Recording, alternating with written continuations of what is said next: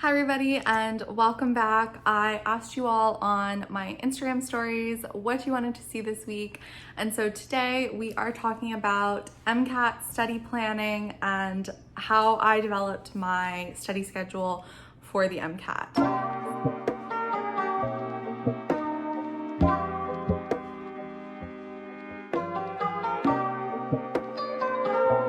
So just to give a little background, I have taken my MCAT before. I took the MCAT exam back in 2017 and I was always planning on retaking it just because I wasn't as happy with my score as I knew I could have been. I didn't have enough time to dedicate to studying as I wanted to / should have. And so I was always planning on retaking it, but now that my scores are expired, I definitely have to because I am finally applying this year, this upcoming cycle. So I am going to be applying this summer. And if you guys are interested in sort of hearing my reasoning for wanting to retake my exam or want to know about how I am organizing the logistics for my application and sort of planning and timing all of that out to make sure that I put the best application forward as possible, then definitely be sure to like this video and comment down below to let me know you'd be interested in something like that. And then don't forget to subscribe so you don't miss it. But let's get into the MCAT study plan. So I think that the first thing that you need to do when developing your study plan is to sit down and figure out what resources you have, want to have, or will have access to, and then go from there as far as fitting that into your exam study schedule. So talking about resources, I personally have strong feelings about the Kaplan or Princeton Review classes. I think that they are very expensive and probably too expensive for the actual benefit that they give most people. So it's a hot take, but I think that if you have the sort of motivation and self-discipline to keep yourself on your own schedule, then you can do that with just purchasing the textbooks from those companies and using the resources from the AAMC and making that schedule yourself. If you know that you are not going to be able to, if you know yourself and you know that you're not going to be able to stick to a schedule and that you need a class, you need to go and have someone tell you what to study when, which is totally understandable and totally reasonable. I did take a Kaplan class for the first time that I took my MCAT. So I definitely am speaking from experience from both sides. But I think that if you know yourself and you know that you can't stick to a schedule and you need a course structure, then that is a reason to do one of those courses. But if you believe that you're self-disciplined and motivated enough to stick to your own schedule, then personally, I think that they are not worth the cost.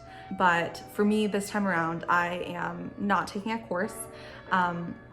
So I've actually taken two different MCAT courses. So like I said, I took a Kaplan course the first time I took my MCAT, and then when I was planning to retake it before my scores had expired, I took an MCAT course that was offered just by an independent professor at my undergrad university. So unfortunately, that's not a resource that is super accessible to everyone because you have to have taken the course, but I have the manual still from that.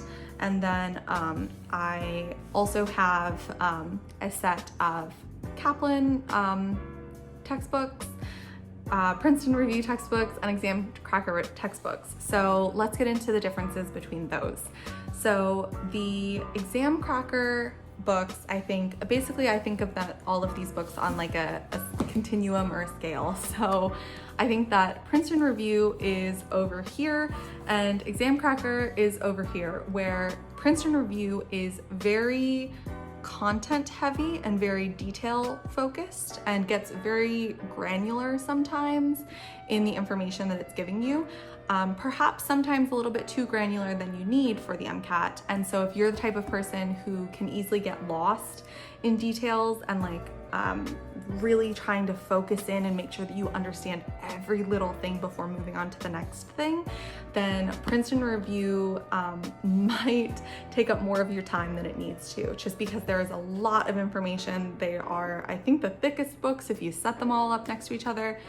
And then Exam Crackers is on the other side, where it has much less content, but a lot more actual test-taking strategy in it. So Princeton Review, in my opinion, has high levels of content, low levels of strategy. Exam Crackers, high levels of strategy, low levels of content, and then Kaplan sits somewhere in the middle. So I am utilizing mostly the manual from the course that I took, the independent course that I took, and then I am supplementing my content knowledge with Princeton Review books, just because if there is some smaller concept or whatever concept that I'm not entirely grasping or not entirely understanding, I can go to that very detailed Princeton Review explanation and get it from there. So that's the resources that I'm using. I'm not using the Exam Cracker books this time around. Probably I don't plan to use the Exam Cracker books this time around, although I do think that they're very helpful, particularly for cars, just because they do have a lot of that strategy type thing. So now when it comes to practice questions, let's talk about that, because the AAMC has now a ton of resources. When I took the MCAT my first time, there were, I believe, 2 full-length tests out, and that was it. So I had purchased the Kaplan course, and with that came a bunch of full-length practice tests. But now the AAMC has 4 full-length practice tests and a full-length sample test. And the difference between those is that the sample test does not give you a scaled score. So it will give you like an 80% of questions correct, or whatever percent questions correct, wrong, and all of the information about the questions, why you got them wrong, what the right answer was, all of that. It will give you that the same way that the full length does. It just does not tell you a scaled score, meaning it won't tell you like 500 or 510 or 5 whatever. It won't tell you that number. So I think that those are must-have purchases. So I know that it can get really tough and really expensive with, you have to pay for this exam, and now you have to pay for practice materials and study materials and review materials for this exam. And it's just insane and taking advantage of students, honestly, a little bit. I applied for the fee assistance program through the AAMC, and I was able to gain access to all of those MCAT prep materials for free through that fee assistance program. So if that is also something that you guys would like to hear about, and financing med school applications, financing MCAT stuff, if that's something you'd be interested in, then you know the drill, like, subscribe, comment, all that, and I can certainly talk about that. But I am, beyond the books that I mentioned, the only resources that I'm using are AAMC resources, as far as practice questions and practice passages and all of that goes. The reason for that is that the people who made the test know the test the best. So especially when it comes to the practice exams, there are, like I said, basically 5 of them now. I think that is fully sufficient, but if you feel as though you need more full-length practice exams for yourself, which you know yourself best, and you feel as though you need to purchase additional exams through Kaplan or Princeton Review, etc., I would just recommend that you do that sooner rather than later, just because you should save those AAMC practice tests for as close to your exam date as possible. they are going to give you the most accurate representation of what your score will be on test day, and you need the highest accuracy score prediction the closest you get to your exam. So I would definitely recommend saving those AAMC tests for as close to your exam date as possible, and using external sources like Kaplan or Princeton tests earlier on in your study and your prep. So when it comes to practice questions, like I said, I'm sticking to the AAMC. There are a ton of questions if you add them all up. They have, let's see, 1, 2, 4, 5, 6. They have 6 question packs, which each of those have 120 questions in them. So 120 questions times 6 question packs. Not to mention they have the CARS diagnostic tool, which has 28 passages. They have the official guide questions that come in this book, but you can also get them digitally and virtually through the AAMC as well. Those are another 120 questions. And then there's the section bank with 300 more questions, and the set of flashcards, which is a total of 150 discrete questions, which a discrete question is just a question that's not associated with the passage, because the majority of the MCAT exam is associated with passage, and it is passage based. But so between all of that, that is a lot of practice questions. And so that's why I decided that that was all I really needed. I was originally thinking about doing getting basically more practice questions from UWorld, and I think that if you are considering, or if you think that you're going to need more practice questions and more like flashcards and more of that type of resource, then I think UWorld is a great source. And once you have all that figured out of what prep materials you have and which ones you're going to get, purchase, otherwise acquire, etc., once you have all that figured out, then I think you can actually lay out the schedule of how you're going to use them and when you're going to use them. And so I think that everyone is different and everyone knows themselves best, but there are 3 steps of this process that I think you just really, really should do in a certain way and order.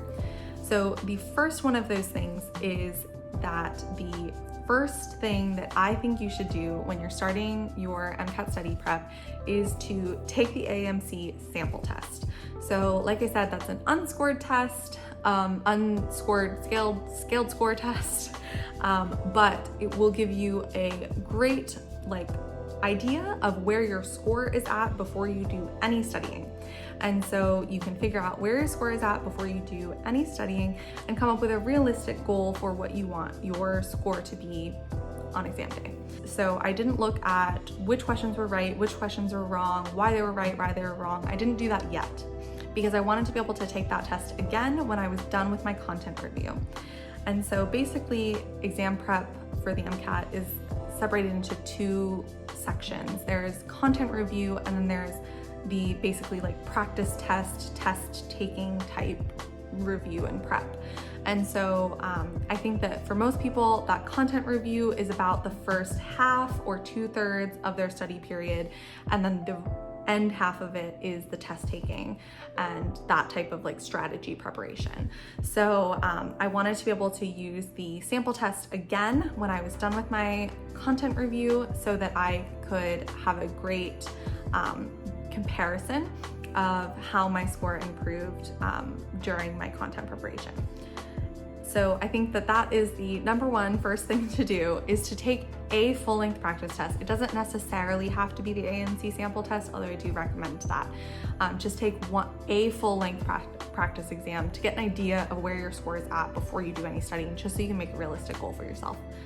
The second thing, and this is sort of the start of the actual study preparation, I think, is to do your CARS prep and really understand what the CARS section is all about and what the AAMC wants to see from you. I think that it's a really wise idea to check out the AAMC. They have a basically a breakdown of all of the things that they want you to know, like all of the contents. Think of it kind of like a syllabus almost, of like basically all of these learning objectives that they want you to know for the MCAT exam. And they have that about the CARs too. So there's, you know, different skills that they want you to have. Some of them are like reasoning within the text, reasoning beyond the text, etc. So the reason that you should start with the CARs is that these skills of reasoning within, beyond the text, all of that, passage-based reading and passage-based questions and all of that is going to help you on every other section of the exam. And so if you start that CARs prep early, you can hopefully be in a really, really great position and improve not only your CARS score, but every other section score as well. Which brings me to the second reason why I think that you should do your CARS first, is that I think that a lot of pre-med students are not necessarily as used to thinking that way as the MCAT exam requires of you, basically. You know, like we spend our undergrad learning basic science things and memorizing things and regurgitating them for multiple choice exams. And that is not at all what the MCAT is. It's not a memorization test. It's not a regurgitation test. It is a reading test. It is a critical thinking test. And so you need to be reading almost every day, even if it's, you know, obviously it's better if you're doing actual CARS reading every day, but even if you're just reading a novel for fun every day, just to increase your reading speed, because that obviously timing is a big issue for a lot of students on the MCAT. So definitely CARS first. The thing that I am using this first week, so this is wrapping up my CARS week of studying, my first week of studying, and I'm using the AAMC's CARS diagnostic tool that has about 28 passage sets, and I'm using that to sort of see where I'm at with CARS. You know, they give you some recommendations for improvements, things like that, and so I think that's a great place to start for CARS prep. And then the AAMC also has 2 question packs for CARS. Each of those question packs has 120 questions and then 20 passages, so a total of 40 passages. And so what I'm doing with those is that now that this CARS week is done, I am going to be every day, 4 days a week, reading a new passage from the CARS question pack. So before I do anything else, even if that day is dedicated to studying chemistry, before I even look at chemistry, I am doing I'm doing a CARS question pack passage and the 6 questions associated with that passage, and then looking at the right and wrong answers, analyzing that, and then moving on, just to reinforce those CARS skills the entire time, because I think that is so, so important. And I think a lot of people underestimate that. Now, this next part in the middle is the part where everyone is different and you know yourself best. I am just separating into a different topic, a different subject every week. So the order that I'm going in is Physics 1, Chemistry 1, Biochem, Psych Soc, Biology, and then the 7th week of my studying, I have 13 total. So the 7th week of my studying, I am taking a content review break after covering those first 5 subjects and reviewing anything that I had any issues with, and then I am taking all 120 of the official guide questions and trying to do it under timed conditions as if it was basically just a shorter MCAT exam. And so I'm doing that sort of about halfway through my prep, just to sort of check in with myself, see where I'm at, see how I'm doing with content review. And I do think that that's a great thing to do. Even if you're not, even if you're saving all of those full length tests for the end, which is what I'm doing and what I think a lot of people do, I think that it is still helpful to check in with a series of a lot of questions about halfway through, just to see where you're at, and double check with yourself, basically. And so then after that, I'm finishing up with Physics 2, Chemistry 2, Physio, and Orgo. And that is the extent of the content review. And so that is the first 11 weeks of my studying. And then the final 2 weeks, I am only doing full-length practice exams and review of those exams. So that is the third thing that I think is that everybody should do, is basically end their MCAT studying plan, prep, whatever, with doing just practice test after practice test after practice test. So basically I'm doing one every other day for 2 weeks, and you can't do that for too long. You will burn out if you try to do that for too long. So that's why I'm only doing it for the last 2 weeks. Basically it's like exam one day, that's all I'm doing that day is just taking that exam. And then the whole next day is reviewing that exam, going through every single question option, and seeing what's right, what's wrong, why it's right, why it's wrong, all of that. The next day, next full length. Empty day, full length, empty day, Sunday break, full length, review, full length, review, empty day because it's the day before my exam, and then my exam day. And so I think that the combination of doing a bunch of practice tests right before your exam and then taking the day off before your exam is my like final sort of must-do type thing that I think is beneficial for everyone. Basically, that is the order of my exam prep. During the first few weeks, so basically I have my physics week and then I have my chemistry week. So during my chemistry week, I'm going to be introducing the physics flashcards from the AAMC, so that even though I'm studying chemistry, I'm still reinforcing physics from the previous week. And then after chemistry, I have biochem, but during biochem, I'm introducing the general chem flashcards to reinforce the things I did the previous week, and so on and so forth. And you know, when I finish the bio section, I'm doing the bio question pack 1.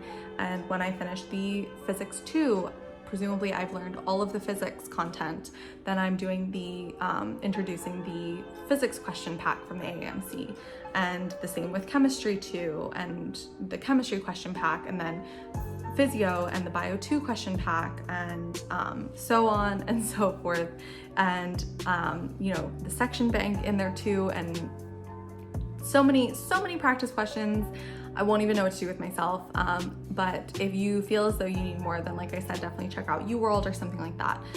And if you are also studying for your MCAT exam, which I am assuming that you are since you're watching this video, then I am going through the same struggle with you, and we are in this together, and I am wishing you all the luck and happy vibes, and we're gonna do great, and we're gonna get great scores, and we're gonna get in to medical school. So I wish you all the best with all of your MCAT studying. And if you liked this video and want to see more sort of pre-med, med school prep type things, then definitely, like I said, be sure to let me know, and I will see you all next week.